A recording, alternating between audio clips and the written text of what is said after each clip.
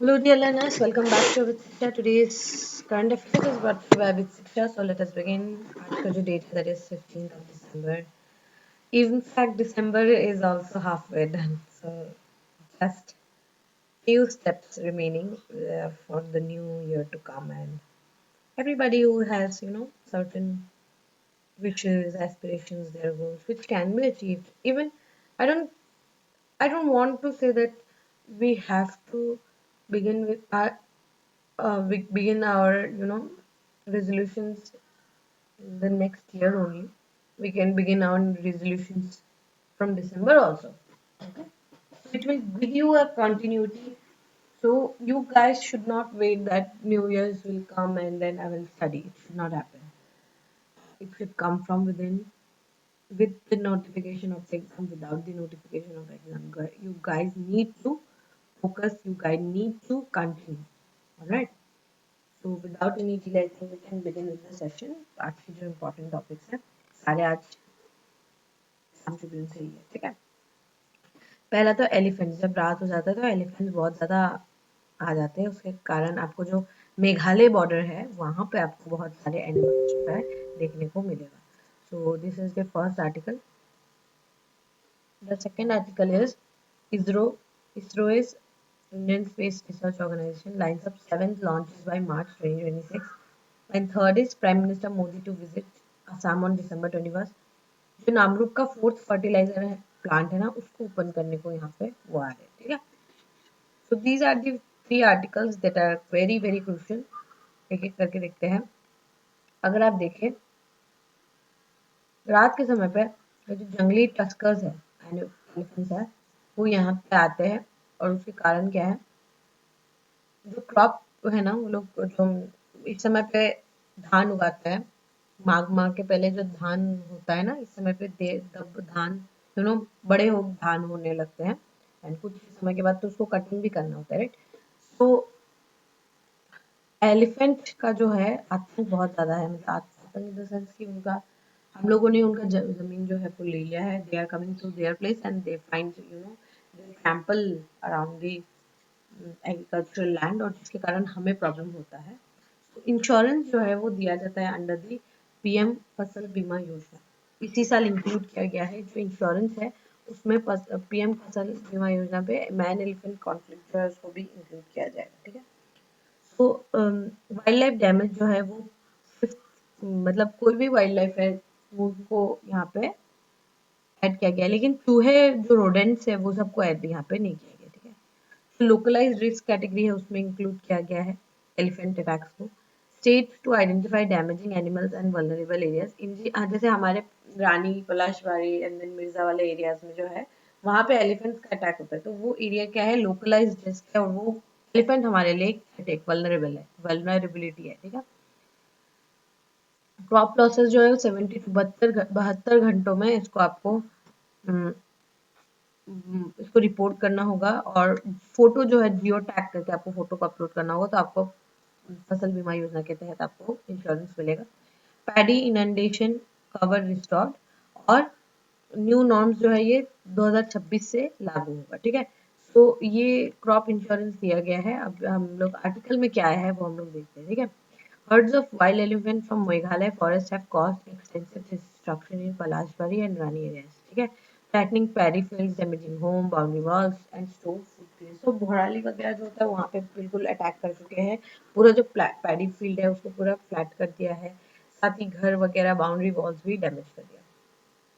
The raids, now beginning as early as dusk, have intensified human-elephant conflict, forcing villagers to flee at night despite using fires, tiny beating, and crackers to deter the animals. So, tin beating जो है, tin के ऊपर जो है लकड़ी वगैरह से मारते तो वो भागते थे पहले।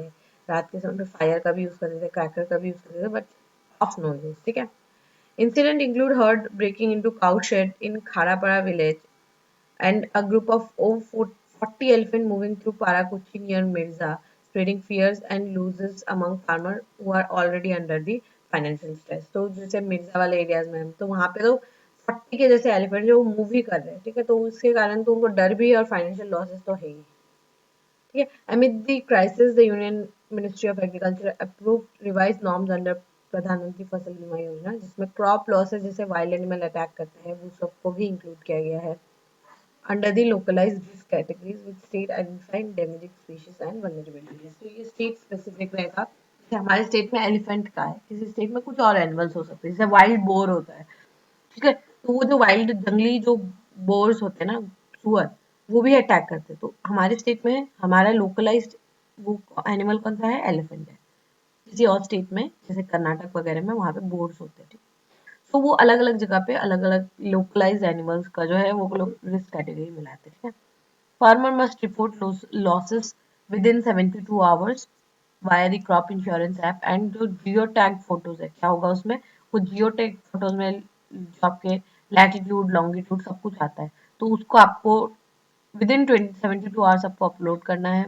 मिनिस्ट्री ने कहा है कि पैडी का जो इनंडेशन कवर है उसको भी वो किया जाएगा, फिर से लाया जाएगा। और जो benefiting flood and conflict prone state है जैसे कि आसाम और नॉर्थ ईस्ट में, वहां पे और ज्यादा बेनिफिट्स जो है वो पहुंचाया जाएगा।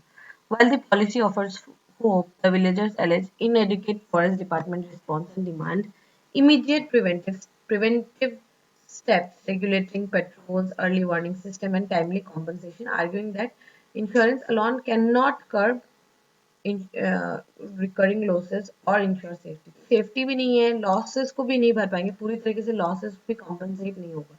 तो यहाँ पे क्या है? प्रिवेंशन जरूरी है, क्योर से ज्यादा प्रिवेंशन की यहाँ पे जरूरत है, ठीक है।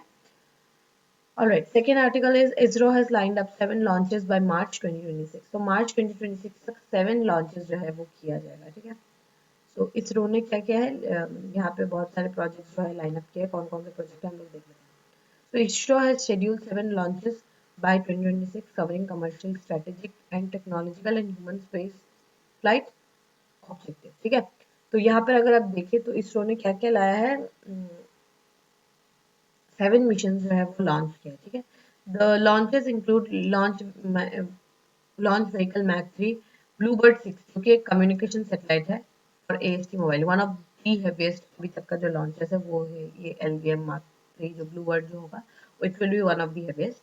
PSLV EOS N1 मिशन जो कि अर्थ ऑब्जर्वेशन सैटेलाइट करेगा, along with 18 Indian small Indian and foreign satellite. Industry built PSLV ocean sat, ठीक है। तो ये EOS जो है it is earth observation satellite, तो वो क्या करेगा? रिमोट सेंसिंग वगैरह करेगा।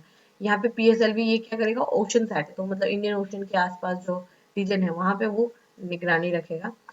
विद इंडो मॉरिशस, तो मॉरिशस जो नेशन है it is also on the Indian Ocean, right. तो ये जो ओशन सैट होगा it will cover India and then the parts of Mauritius also. यहाँ पे जो मॉरिशस एजम्पशन आइलैंड्स है, चैगोस आर्चिपेलागोस है, यहाँ पे मॉरिशस के लिए भी यहाँ पे हेल्प होगा। तो ओशन साइड जो है it will help Mauritius also.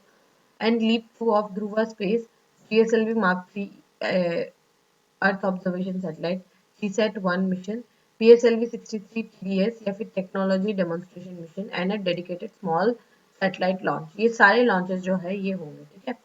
The first of these launches is expected to place next week। तो अगले वीक तक जो फर्स्ट लॉन्चेस जो होता है ना, उन मतलब एक जो हैवी लॉन्च होता है उससे पहले भी छोटे छोटे लॉन्चेस होते हैं। तो वो जो फर्स्ट लॉन्चेस होगा ना वो इस अगले हफ्ते ही हो जाएगा, ऐसा माना जा रहा है। तो ये इतने सारे जो लॉन्चेस है वो सब लाइंड अप है, और साथ ही जो है इससे सबसे इम्पोर्टेंट जो है, इन सबसे भी ज्यादा खास इंपॉर्टेंट है आपका गगनयान मिशन, ठीक है। गगनयान 1 जो है, गगनयान मिशन जो है it will be a manned crew mission, लेकिन पहले तो अनमैन्ड क्रू मिशन जो है वो भेजना होगा, राइट।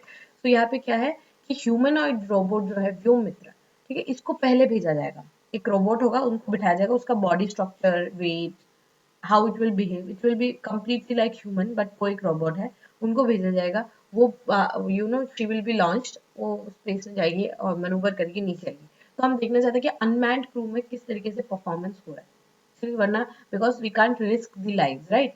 सो हम लोग क्या करेंगे, सबसे पहले तो व्योममित्र को भेजेंगे, व्योममित्र वहां पे चक्कर काटेगा फिर नीचे आ जाएगा, ठीक है। सो ह्यूमनॉइड रोबोट जो है ये टेस्ट करेगा full space flight mission including re entry and recovery.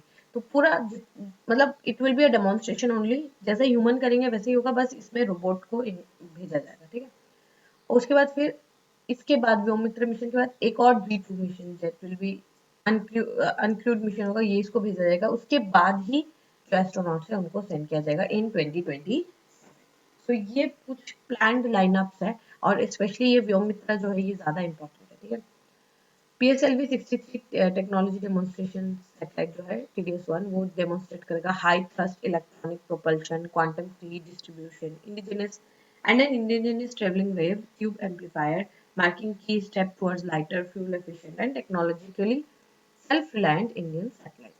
तो ये सारे कुछ इंपॉर्टेंट जो लाइनअप है वो आपको देखने को मिलेंगे। These are very very crucial, और हम आने वाले दिनों में और ज़्यादा इसके बारे में और हमें पढ़ने को, डिटेल्स हमें देखने को मिलेगा, ठीक है।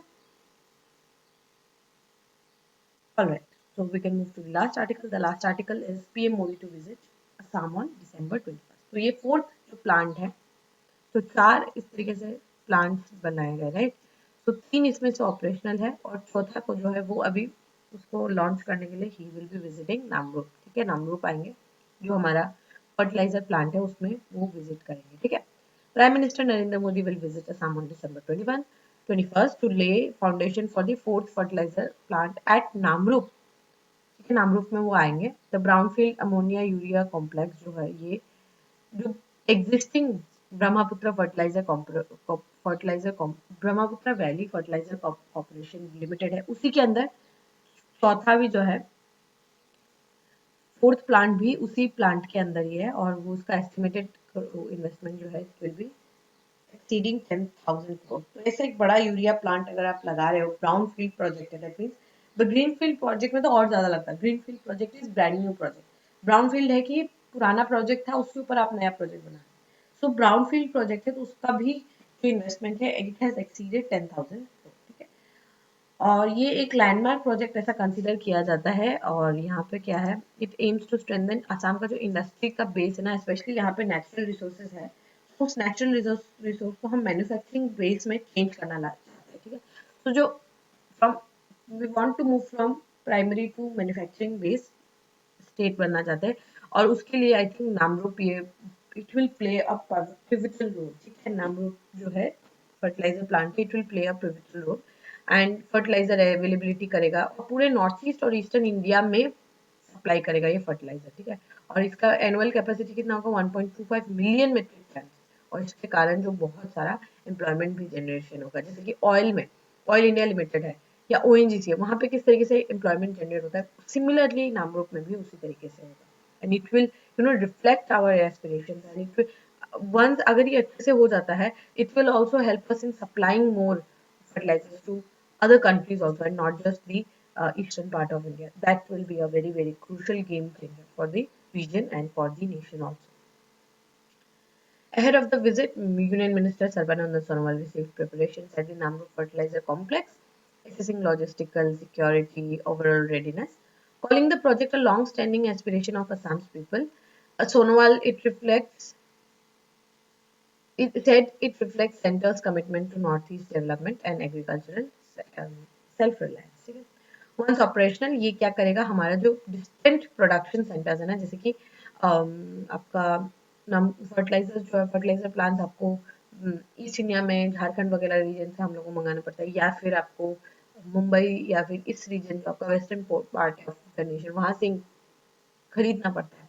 तो उसके कारण डिलेज होता है, डिलेज के कारण प्राइस इंक्रीज हो जाता है, और हमें सही प्राइस पे नहीं मिलता है, और it is a burden also. तो उसके कारण अब हमारे पास जो है अपना खुद का प्लांट यहाँ पर होगा, तो ये जो बर्डन है उसको भी रिड्यूस करेगा, ठीक है। टाइमली फर्टिलाइजर सप्लाई होगा। A parliamentary committee on chemical and fertilizers chaired by Kirti Azad also urged concrete support to ensure the